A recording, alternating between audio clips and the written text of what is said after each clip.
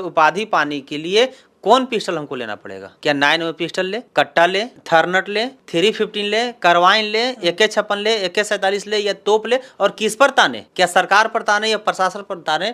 क्या हमको भी भगत सिंह की उपाधि मिलेगा? अगर पिस्टल तानने से अगर भगत सिंह का अगर उपाधि मिलने लगेगा, अगर पिस्टल तानने से अगर क्रांतिकारी की अगर उपाधि मिलने लगेगा, तो सबसे पहले मैं पिस्टल तानूंगा। चाहे सरकार के आप नाम बताइए कि फलना पर तानिए, मैं तानने के लिए तैयार हूँ और मैं भगत सिंह की उपाधि लेने के लिए तैयार हूँ। और बात रहा भरत तिवारी की, तो भरत तिवारी बाद में आया। भरत तिवारी इनकाउंटर से पहले प्रशासन का बयान आया था कि ये पागल है। इनकाउंटर कोई पंडित के या कोई फॉरवर्ड के नहीं, इनकाउंटर एक पागल के हुआ है। तो ये जो पिस्टल हाथ में रखे हुआ था अवैध था? बिल्कुल अवैध था। और लाइव में जो दिखा रहा है कि पिस्टल बिकने के बाद गोली चलाया, मेरा कहना है कि लाइव में पिस्टल बिक दिया, तो पिस्टल बिकने के बाद आगे और क्या हुआ वो वीडियो कहाँ गया? पहली बात। दूसरी बात कि अगर लाइव के में वो पिस्टल बिक दिया, क्या गारंटी था कि उसके पास एक ही पिस्टल था, उसके कमर में और पिस्टल नहीं होगा? और अगर उसके पास कोई पिस्टल नहीं था तो फिर लाइव का पिस्टल बिकने के बाद वीडियो कहाँ है? वीडियो बंद होने के बाद, भरत तिवारी के लाइव बंद होने के बाद भरत तिवारी प्रशासन के साथ क्या क्रूरता किया, क्या पेश आया, या कितना मजबूर किया, या क्या परिस्थिति उस तरह का पैदा हुआ कि प्रशासन को इस तरह के डिसीजन लेना पड़ा? ब्राह्मण को हत्या करने से पापे पड़ता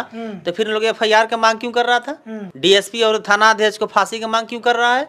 ये लोग शराब दे देता ना। ब्राह्मण जाति जो करते आ रहा है, मंदिर में पत्थर के मूर्ति में ब्राह्मण जाति के द्वारा उसमें प्राण डाल दिया जाता है, तो भरत तिवारी में ब्राह्मण जाति के द्वारा, पुजारी के द्वारा प्राण क्यों नहीं डाला गया? आखिर कब तक ब्राह्मण जात अपना शक्ति के छिपा के रखेगा और दलित बैकवर्ड मुस्लिम को ठगते रहेगा और झूठ बोलते रहेगा? तो इस पर SC/ST एक्ट का मुकदमा दर्ज है, क्या कहेंगे भरत तिवारी पे? वो क्रांतिकारी नहीं, वो शोषणकारी था।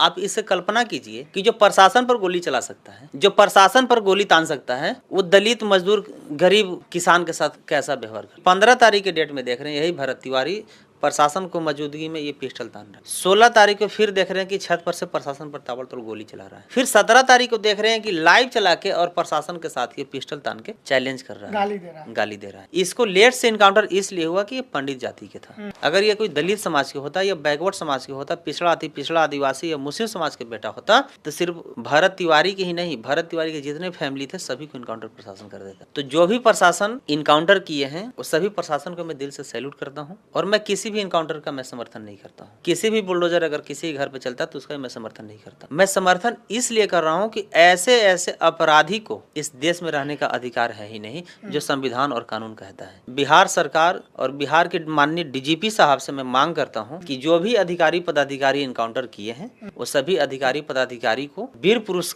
का उपाधि दिया जाए और सबको सम्मान पूर्वक सम्मानित किया जाए। भरत तिवारी का एनकाउंटर होने के बाद पूरे बिहार में बवाल मचा हुआ है। एक तरफ सवर्ण समुदाय के लोग भरत तिवारी को शहीद भगत सिंह का दर्जा दे रहे हैं और उनके गांव में उनके नाम का बोर्ड लगा रहे हैं। वहीं दूसरी तरफ जो समाजवाद को मानने वाले लोग हैं, सामाजिक न्याय को मानने वाले लोग हैं, वे तमाम लोग ये सवाल कर रहे हैं कि कोई व्यक्ति जो अवैध हथियार रखता है, पुलिस के साथ गाली गलौज करता है, वह क्रांतिकारी कैसे हो सकता है। इस मुद्दे पर बातचीत करने के लिए मेरे साथ इस वक्त मौजूद हैं बहुजन आर्मी के राष्ट्रीय अध्यक्ष गोल्डन दास जी। इनसे बातचीत करेंगे। भरत भूषण तिवारी जिसका एनकाउंटर हुआ है, सवाल उठाया जा रहा है पुलिस पर कि निहत्थे का एनकाउंटर कर दिया गया। भरत भूषण तिवारी एक क्रांतिकारी व्यक्ति था, समाज की आवाज उठाता था, शहीद भगत सिंह का दर्जा दिया जा रहा है, क्या कुछ कहना है आपका? देखिए, सबसे पहली बात, भरत तिवारी के जो इनकाउंटर हुआ है ये पुलिस इनकाउंटर करके गलती नहीं किया है। पुलिस का सिर्फ एक ही गलती है कि देर से इनकाउंटर किया,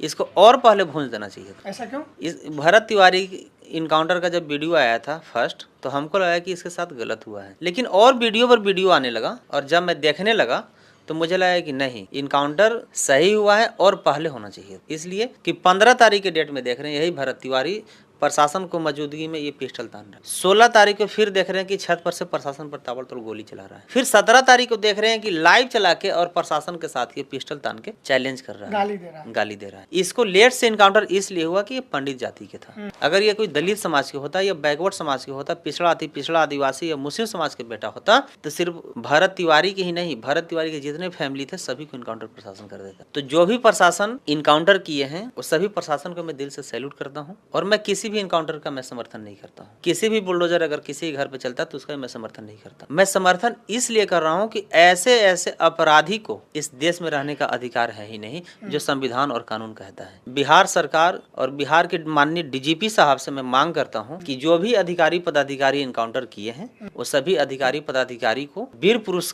का उपाधि दिया जाए और सबको सम्मान पूर्वक सम्मानित किया जाए और डेट और टाइम फिक्स करके पूरे बहुजन लेकिन समाज के लोग कह रहे हैं कि भरत तिवारी एक क्रांतिकारी व्यक्ति है, वो समाज के लिए आवाज उठाता था। अगर भरत तिवारी क्रांतिकारी है, अगर भरत तिवारी को भगत सिंह के उपाधि मिलना चाहिए तो मैं भी उस समाज से पूछना चाहता हूँ, चाहे मैं सरकार से भी पूछना चाहता हूँ, चाहे मैं प्रशासन से भी पूछना चाहता हूँ कि भगत सिंह कोई बनना नहीं चाहता है, लेकिन मैं चाहता हूँ कि मैं भगत सिंह बनूंगा। और भगत सिंह के उपाधि पाने के लिए कौन पिस्टल हमको लेना पड़ेगा? क्या 9 में पिस्टल ले, कट्टा ले, थर्नट ले, 315 ले, कार्बाइन ले, AK-56 ले, AK-47 ले या तोप ले? और किस पर ताने? क्या सरकार पर ताने या प्रशासन पर ताने? क्या हमको भी भगत सिंह की उपाधि मिलेगा? अगर पिस्टल तानने से अगर भगत सिंह का अगर उपाधि मिलने लगेगा, अगर पिस्टल तानने से अगर क्रांतिकारी की अगर उपाधि मिलने लगेगा तो सबसे पहले मैं पिस्टल तानूंगा। चाहे सरकार के आप नाम बताइए कि फलना पर तानिए, मैं तानने के लिए तैयार हूँ और मैं भगत सिंह की उपाधि लेने के लिए तैयार हूँ। और बात रहा भरत तिवारी की, तो भरत तिवारी बाद में आया। भरत तिवारी इनकाउंटर से पहले प्रशासन का बयान आया था कि ये पागल है। तो इनकाउंटर कोई पागल के, इनकाउंटर कोई पंडित के या कोई फॉरवर्ड के नहीं, इनकाउंटर एक पागल के हुआ है। तो ये जो पिस्टल हाथ में रखे हुआ था अवैध था? बिल्कुल अवैध था। और लाइव में जो दिखा रहा है कि पिस्टल बिकने के बाद गोली चलाया, मेरा कहना है कि लाइव में पिस्टल बिक दिया तो पिस्टल बिकने के बाद आगे और क्या हुआ वो वीडियो कहाँ गया? पहली बात। दूसरी बात कि अगर लाइव के में वो पिस्टल बिक दिया, क्या गारंटी था कि उसके पास एक ही पिस्टल था, उसके कमर में और पिस्टल नहीं होगा? और अगर उसके पास कोई पिस्टल नहीं था तो फिर लाइव का पिस्टल बिकने के बाद वीडियो कहाँ है? और ये जो है ये ढोंगी बाबा जो नया बने हैं गुप्तेश्वर पांडे जी जो पूर्व DGP रहे हैं, वो क्या बोल रहे हैं कि पिस्टल बिकने के बाद इतना दूरी पर प्रशासन और भरत तिवारी था कि पुलिस को पता है कि गोली चलाने से पुलिस को नुकसान नहीं होगा। तो फिर जब इतना दूरी पर था तो फिर पुलिस चलाया गोली, तो वीडियो कहाँ है? वीडियो बंद होने के बाद, भरत तिवारी के लाइव बंद होने के बाद भरत तिवारी प्रशासन के साथ क्या क्रूरता किया, क्या पेश आया या कितना मजबूर किया या क्या परिस्थिति उस तरह का पैदा हुआ कि प्रशासन को इस तरह के डिसीजन लेना पड़ा। और कानून में भी लिखा हुआ सेल्फ डिफेंस, जो IPC में लिखा हुआ था 96 से 106 तक कि सेल्फ डिफेंस आत्मरक्षा के लिए, अगर आपको लगता है कि मेरा जान अगला ले सकता है तो अपना जान बचाने के लिए आप अगला को जान ले सकते हैं। ये आम आदमी को भी। तो पुलिस प्रेस कॉन्फ्रेंस करके ये बात तो नहीं बता रही है कि क्यों उनको इनकाउंटर करना पड़ा? पुलिस को बताने के लिए मौका कौन दे रहा है? प्रेस कॉन्फ्रेंस जब करेंगे तो गोदी मीडिया कौन है फॉरवर्ड, इलेक्ट्रॉनिक मीडिया कौन है फॉरवर्ड? कभी इलेक्ट्रॉनिक मीडिया कभी बोला या गोदी मीडिया या सत्ता के दलाल या सत्ता के चाटुकारिता जो मीडिया है कभी बोला कि मैं प्रेस कॉन्फ्रेंस करता हूं जो प्रशासन के साथ क्या हुआ हमारे पास बात को रखे? ये वीडियो कभी आया? कैसे प्रशासन गलत है? कहां से प्रशासन गलत? तो प्रशासन को प्रेस विज्ञप्ति भी जारी करना चाहिए किस परिस्थिति में उन्होंने इनकाउंटर करा। प्रशासन तो प्रेस विज्ञप्ति जारी किया था कि वो पागल था। पागल वाला प्रशासन की तरफ से जारी हुआ है ना, वो उसको कितने लोग बता रहा है, उसको कितने लोग दिखा रहा है। और ये कौन सा समाज सेवा पैदा ले लिया भाई जो पिस्टल के दम पर ये समाज सेवा कर रहा था? पिस्टल के दम पर गुंडाई होता है, पिस्टल के दम पे डकैती होता है, न कि पिस्टल के दम पर क्रांति और समाज सेवा नहीं होता है। भरत तिवारी एक अपराधी प्रवृत्ति के था। सज्जन और सोशल या सामाजिक जो व्यक्ति होता है वो सिर्फ बात कलम संविधान और कानून के करता है, कोई अवैध पिस्टल के बात नहीं करता है। और ये बात नहीं, ये हमेशा 24 आवर कमर में रखता था। 15 को पुलिस गया, 15 तारीख को पिस्टल तान रहा है। 16 को पुलिस गया, 16 को पुलिस पर गोली चला रहा है। 17 को पुलिस गया, 17 में भी लाइव पिस्टल बता रहा है। तो कौन सा क्रांति कर रहा था? और अगर इनकाउंटर गलत है तो यही फॉरवर्ड समाज में पूछना चाहता हूँ कि भरत तिवारी से पहले 10+ इनकाउंटर हुआ, उस समय क्या फॉरवर्ड समाज या फॉरवर्ड मीडिया को लंका मार दिया? उस समय ये बात क्यों नहीं उठाया कि फलना यादव के इनकाउंटर क्यों हुआ, फलना मुस्लिम के इनकाउंटर क्यों हुआ, फलना कुशवाहा के इनकाउंटर क्यों हुआ? अजय भरत तिवारी के ये तो मनुस्मृति लागू इन लोग फॉरवर्ड लोग करना चाहता है। देखिए आप कि ब्रह्म हत्या का पाप लगे। देखिए मनुस्मृति है, आप अध्याय 11 श्लोक 54 में साफ पढ़ सकते हैं कि ब्राह्मण जाति कितना हो बड़ा कुकर्मी कर दे, इसको बाल मुड़वा के आप गांव से बाहर निकाल सकते हैं, लेकिन इसको हत्या नहीं कर सकते हैं। बहुत बड़ा पाप है ये। पाप है तो फिर ब्राह्मण लोग यदि श्राप दे देता, जब ब्राह्मण को हत्या करने से पापे पड़ता तो फिर लोग FIR का मांग क्यों कर रहा था? DSP और थाना अध्यक्ष को फांसी की मांग क्यों कर रहा है? ये लोग श्राप दे देता ना। और जब ब्राह्मण लोग के एक चीज और मैं कह रहा हूँ, ये मैं नहीं कह रहा हूँ, ये ब्राह्मण जाति जो करते आ रहा है, मंदिर में पत्थर के मूर्ति में ब्राह्मण जाति के द्वारा उसमें प्राण डाल दिया जाता है, तो भरत तिवारी में ब्राह्मण जाति के द्वारा, पुजारी के द्वारा प्राण क्यों नहीं डाला गया? आखिर कब तक ब्राह्मण जात अपना शक्ति के छिपा के रखेगा और दलित बैकवर्ड मुस्लिम को ठगते रहेगा और झूठ बोलते रहेगा? तो इस पर SC/ST एक्ट का मुकदमा दर्ज है, क्या कहेंगे भरत तिवारी पे? वो क्रांतिकारी नहीं, वो शोषणकारी था।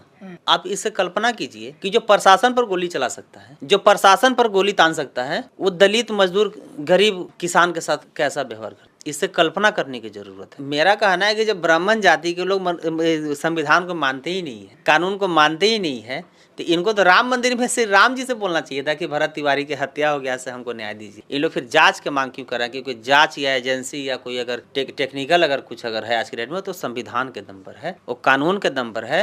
तो इन लोग मंदिर में जाके गुहार लगाए ना, इन लोग सरकार से गुहार क्यों लगा रहे हैं? सरकार जो है भगवान के दम पर नहीं, वो संविधान के दम पर है। ये पुलिस जो है ये भगवान के गीता और कुरान के दम पर नहीं, संविधान के दम पर है। तो लोग गीता और कुरान और मंदिर और मस्जिद में जाके गुहार लगाए ना, न्याय मांगे ना।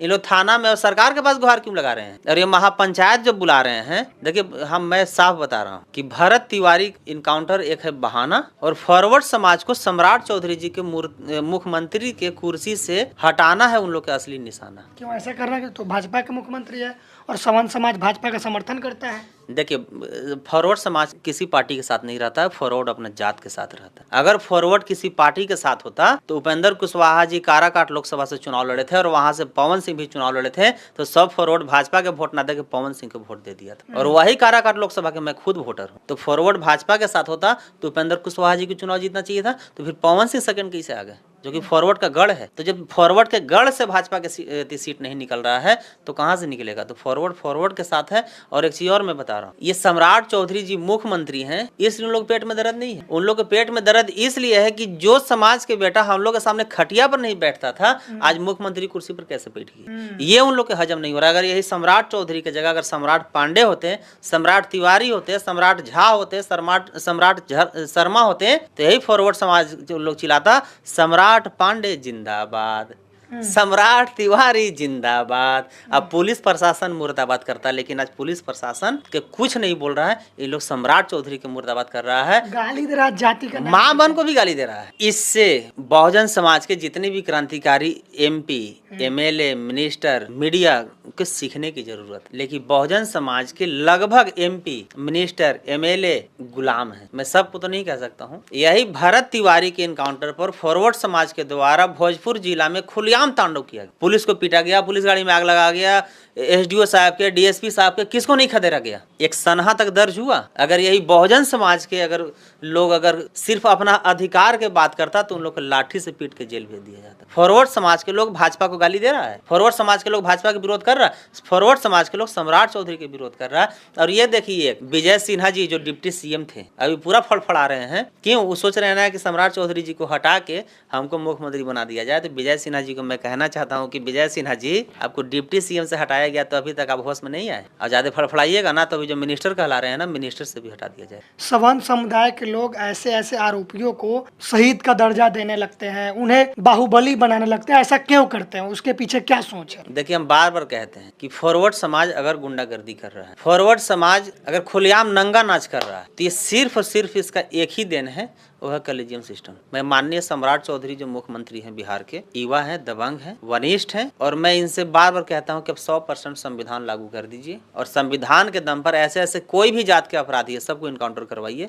पूरे बहुजन समाज के लोग आपके साथ हैं, आप विचलित नहीं हुई, आप डरिए नहीं। आपका मुख्यमंत्री कुर्सी हिलाने के तो दूर की बात है, आपका कुर्सी का एक पौवा भी हम लोग नहीं हिलने देंगे। अच्छा, सवर्ण समुदाय के जितने अपराधी हैं जो सजा काट चुके सब बाहुबली बन गए, बहुत सारे एग्जाम्पल आप हर बार बोलते रहते हैं। देखिए, अगर भरत तिवारी को अगर भगत सिंह के उपाधि देना है तो उससे पहले फूलन देवी को दे, उससे पहले अशोक महतो जी के दे, उससे पहले हिडमा को दे। ऐसे ऐसे तमाम हमारे पास उदाहरण है। लेकिन मुस्लिम समाज, दलित बैकवर्ड समाज के जो अपराधी हैं उनको अपराधी बताया जाता है, फॉरवर्ड समाज के जो अपराधी है उससे बाहुबली क्यों बताया जाता है? अगर शहाबुद्दीन अपराधी थे तो क्या मुन्ना शुक्ला वो साधु है? अगर अतीक अहमद अपराधी हैं तो क्या आनंद मोहन वो साधु हैं जो दलित आईएएस जी किनेसैया के हत्यारा को बाहर घुमाया जा रहा है? ऐसे जो बताइए, जो डीएम जैसे अधिकारी को हत्यारा को बाहर जो है घुमाया जा रहा है, ऐसे ऐसे व्यक्ति को तो दौड़ा के गोली मार देना चाहिए। नालंदा के राजगीर में मलमास मेला के दौरान एक मंदिर है, झुनकिया बाबा मंदिर। उसमें 2 दलित युवक पर, पासवान समाज के 2 दलित युवक थे, उन पर आरोप लगा कि वो चोरी किए हैं। उसके बाद भीड़ के द्वारा मारपीट किया जाता है और मुख्य आरोपी, उसमें का पुजारी का नाम आ रहा है, वो पीट कर 2 दलित युवक की हत्या कर देता है। वहां आप गए भी थे, क्या कुछ कहेंगे इस मामले पर? जबकि 200 करोड़ का चंदा चोरी का आरोप लग रहा है राम मंदिर में, तो वहाँ किसी का मॉब लिंचिंग नहीं हुआ, किसी का एनकाउंटर नहीं हुआ, लेकिन छोटा सा चोरी का आरोप लाकर 2 दलित युवक की हत्या यहाँ पर कर दी है। क्या कुछ कहेंगे? देखिए, हम बार बार क्यों बोलते हैं कि जात बहुत बड़ा मायने रखता है, और ये जो 2 पासवान समाज के जो बेटा के जो पीट के हत्या किया गया है, मैं सारा खुद से वहाँ वेरिफिकेशन किया, वहाँ यही सच्चाई पता चला कि पासवान जाति के बेटा मंदिर में पूजा करने गया और ब्राह्मण जाति के पुजारी को पता चल गया कि हरिजन मंदिर में कैसे घुस गए। मैं हरिजन सबसे नफरत करता हूँ, ये साधु का कहना है, ये साधु का कहना है कि ये हरिजन के औकात कैसे हो गया, जो अछूत है, जो शूद्र है, वो मंदिर में घुस गई। तो उन लोग लगा कि मंदिर में तो ये घुस गए, लेकिन इसको सजा क्या दिया जाए? तो साधु लोग क्या किया कि चोर उसको हल्ला करके और उसको मॉब ब्लीचिंग बता रहा है। अब एक चीज बताइए, मॉब ब्लीचिंग जो होता है, मॉब ब्लीचिंग के मतलब होता है कि भाग रहा है, लोग पीट रहा है, उस बीच उसका मृत्यु होगी। लेकिन पैर हाथ बांध के पीटना, ये कौन सा मॉब लिंचिंग? वहाँ के एसएचओ से सवाल, एसएचओ साहब बोले कि नहीं, आप जो कह रहे हैं ये सही है, सारे बिंदु पे जांच हो रहा है। लेकिन भरत तिवारी पर मैं फिर से आ रहा हूँ कि भरत तिवारी ब्राह्मण जाति के बेटा के सही इनकाउंटर हुआ तो पूरा देश का सिस्टम हिल गया, और 2 पासवान जाति के बेटा को ब्राह्मण जाति के द्वारा पीट के हत्या किया गया, एक पत्ता भी नहीं हिला। ये कितना बड़ा शर्म की बात है। और जितने बड़े बेशर्म हमारे बहुजन समाज के नेता है, बहुत सारे बहुजन समाज के ऐसे नेता हैं जो भरत तिवारी के यहाँ गए, लेकिन पासवान समाज के यहाँ आने के लिए उनको लंगवा मार दिया। यही फॉरवर्ड मीडिया, यह फॉरवर्ड समाज जो कहता है कि हम लोग सब हिंदू हैं, हिंदू धर्म जो कमजोर हो रहा है, हिंदू धर्म कमजोर हम लोग नहीं, फॉरवर्ड खुद कर रहा है। पूरे फॉरवर्ड जैसे भरत तिवारी के लिए रोड पर उतरा, उसी तरह पासवान समाज के लिए अगर रोड पर उतरता तो आज ब्राह्मण जाति को भी फांसी दे दिया जाता। लेकिन पासवान समाज के भी घटना में फॉरवर्ड आता, लेकिन कब? जब पासवान और यादव में होता तब, पासवान और कुर्मी में होता तब, रविदास और कुशवाहा में होता तब, या पासवान दलित या मुस्लिम से होता तब। लेकिन यह फॉरवर्ड क्यों नहीं आया? क्योंकि हत्यारा भी फॉरवर्ड था। तो दलित समाज को क्या कहेंगे? मंदिर में जा रहे हैं तो पिटा रहे हैं, हत्या हो जा रहा है, भगा दिए जा रहे हैं, तो क्या करना चाहिए दलित समाज? दलित समाज को मंदिर नहीं, स्कूल जाने की जरूरत है। दलित समाज को घंटा नहीं, कलम की जरूरत है। दलित समाज को अब चुप नहीं, अब बोलने की जरूरत है। दलित समाज को अब पढ़ने के साथ साथ लिखने की जरूरत है, इसलिए कि बोलने और लिखने में वो ताकत है दुनिया के सारा गुलामी के जंजीर को तोड़। लेकिन दलित समाज के नेता को देख लीजिए, 131 को सांसद, अभी तक किसी सांसद का ट्वीट तक आया? किसी का आया? किसी का स्पीच आया? तो मैं वो जो 131 को जो दलित समाज के सांसद है, मैं उस सांसद से कहना चाहता हूँ कि क्या लगता है कि आज ये गरीब के बेटा की हत्या हुआ है और आप चुप हैं, तो क्या कल आपका बेटा बच जाएगा?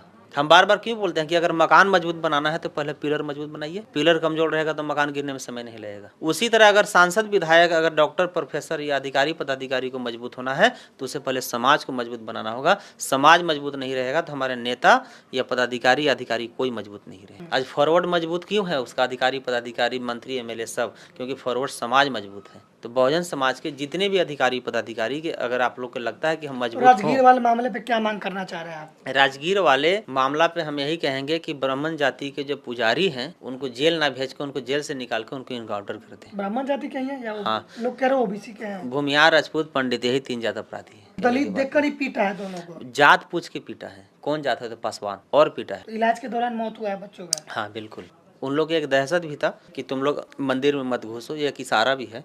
तो मैं बिहार सरकार और बिहार प्रशासन से यही मांग करना चाहता हूँ कि नालंदा वाले घटना पे ब्राह्मण जाति के पुजारी को जो जेल भेजे, उसे जेल से निकाल के उसको इनकाउंटर कीजिए और नहीं फांसी पर चढ़ाइए। और जो अपराधी बचे हैं वो जहाँ मिल रहा है उसको वहीं इनकाउंटर कर दीजिए। और अगर नहीं मिल रहा है तो उसको घर पर बुलडोजर चलाइए। और नहीं, 1 सप्ताह के बाद हम लोग महापंचायत बुलाने वाले। राजगीर वाले मामला में हम लोग SHO और SP साहब, वहाँ के भरत सोनी, उनसे बात हुआ है। मैं साफ बोला हूँ कि SP साहब 1 सप्ताह के अंदर अगर इनकाउंटर नहीं हुआ अपराधी या घर पर बुलडोजर नहीं चला, 8वां दिन में डेट, टाइम और जगह फिक्स करूंगा और ऐसा महापंचायत बुलाऊंगा कि नालंदा और राजगीर में जगह कम पड़ेगा। अच्छा, दलित समाज के लिए बहुत सारे महापुरुष है, गौतम बुद्ध, बाबा साहब अम्बेडकर, ज्योतिबा फूले, सावित्रीबाई फूले, बाबा चौहरमल, संत रविदास, तो इतने सारे महापुरुष इनके हैं, फिर ये मंदिर क्यों जाते हैं? क्या कहेंगे इस बारे में कि अपने लोग के बीच रहिए? देखिए, दलित समाज को मंदिर जाना चाहिए, लेकिन कौन मंदिर जाना चाहिए? माता सावित्रीबाई फुले के मंदिर में जाना, बाबा वीर चौहरमल के मंदिर में जाना चाहिए, दशरथ मांझी जी के मंदिर में जाना चाहिए, बाबा साहब कांसीराम, ज्योतिराव फूले,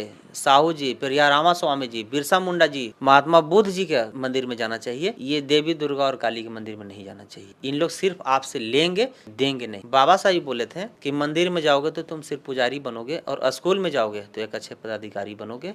अब बहुजन समाज के लोग डिसीजन करें कि आपको मंदिर में जाना है या स्कूल में जाना है। मान लिए कि पासवान जाति के बेटा जो थे दोनों, उन लोग चोरी करने गए थे, तो उन लोग को उस बीच आरोप लगा के पीट पीट के हत्या कर दिया गया। तो वही राम मंदिर में करोड़ों रुपया चोरी हुआ, तो वो ब्राह्मण जाति को कौन पीट के हत्या करेगा? उसको कौन कूटने जाएगा? क्या ब्राह्मण जाति के पुजारी लोग उसको पीटेगा कूटेगा, या हम ही लोग संविधान के जूता लेके जाए जुतिया उसको? लेकिन वहाँ नहीं होगा, इसलिए कि वो राम मंदिर में जो चोर थे वो फॉरवर्ड समाज के थे, और यहाँ जो नकली जो चोर थे लोग दलित के बेटा थे, गरीब के बेटा थे, मजदूर के बेटा थे। इतिहासकार डॉक्टर विलास खरात वो लगातार बौद्ध धर्म का प्रचार प्रसार कर रहे हैं, और उन्होंने हाल ही में गुजरात हाई कोर्ट में एक PIL दाखिल किए।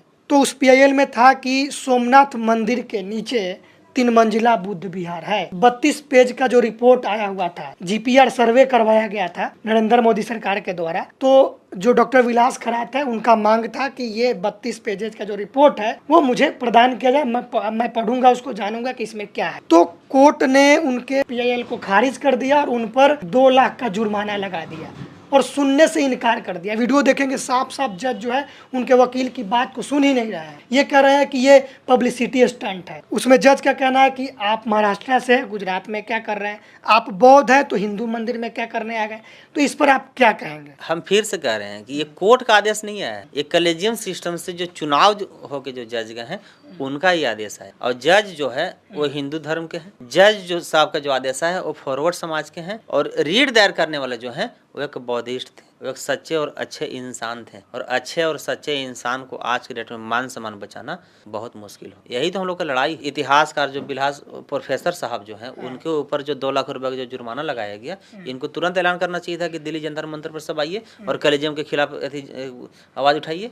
कहा गया जज के द्वारा कि आप बौद्ध हैं तो हिंदू मंदिर में क्या करने आ गए, आप महाराष्ट्र से गुजरात में करने क्या आ गए? कि बोध गया मंदिर जो है वो सिर्फ बौद्धिस्ट के लिए है, मस्जिद जो है वो सिर्फ मौलाना के लिए है, चर्च जो है वो सिर्फ क्रिश्चियन के लिए है। तो फिर ये बोध गया मंदिर में ब्राह्मण लोग क्या कर रहे हैं? जब बोध गया मंदिर में ब्राह्मण आ सकता है तो फिर वहाँ क्यों नहीं? पुजारी का स्वतंत्रता हो सकता है, नेता का स्वतंत्रता हो सकता है कि भारत के किसी जगह सब चुनाव, जैसे मोदी जी महाराष्ट्र के हैं लेकिन वाराणसी से चुनाव लड़ते, तो ये सवाल उनको मोदी जी से भी पूछना चाहिए कि महाराष्ट्र के हैं तो वाराणसी का MP कैसे बन गए? फिर सवाल यहाँ बोध गया वाला पर भी सवाल पूछना चाहिए कि बोध गया मंदिर में ब्राह्मण क्या कर रहा है। हम तो दिल्ली में भी जाके बोले थे कि बोध गया जो BTMC एक्ट जो है 1949, वहाँ से ब्राह्मण जाति के जो भी पुजारी लोग वहाँ हैं वहाँ जल्दी से जल्दी भागे, और नहीं तो हम लोग संविधान के जूता लेके आएंगे और जुतिया के वहाँ से भगाएंगे। जब उन लोग जब जबरदस्ती पर उतर रहा है तो फिर हम लोग क्यों नहीं? तो जितने बड़े बड़े मंदिर है, क्या बुद्धिस्ट मंदिर है वहाँ पे पहले से? लगभग आपको बौद्धिस्ट मंदिर मिलेगा, और लगभग हमको लगता है कि सम्राट अशोक जी का बनाया हुआ। लेकिन उन लोग देखिए अभी फॉरवर्ड लोग जो है वो कलेजियम के दम पर सांप को रस्सी और रस्सी को सांप बना दे रहा है। लेकिन कब तक चलेगा? पूरे बहुजन समाज के एकजुट होकर जब तक कलेजियम के खिलाफ जंग नहीं छेड़ेंगे, जब तक कलेजियम सिस्टम समाप्त नहीं होगा, तब तक फॉरवर्ड के मनमानी और गुंडागर्दी सीमा चरण पार है। तो विलास खरात का जो आंदोलन है, दावा करते हैं कि बड़े बड़े मंदिर है, वहाँ पहले से बुद्धिस्ट विहार है, बुद्ध विहार है, सोमनाथ मंदिर के नीचे 3 मंजिला बुद्ध विहार है, ये दावा उनका सही है? हाँ बिल्कुल सही है, सही 100 नहीं 1000% सही है। तो उनके साथ आप आंदोलन और अगर गलत उनका था तो फिर उन पर मुकदमा दर्ज करना चाहिए था, फाइन क्यों मारे?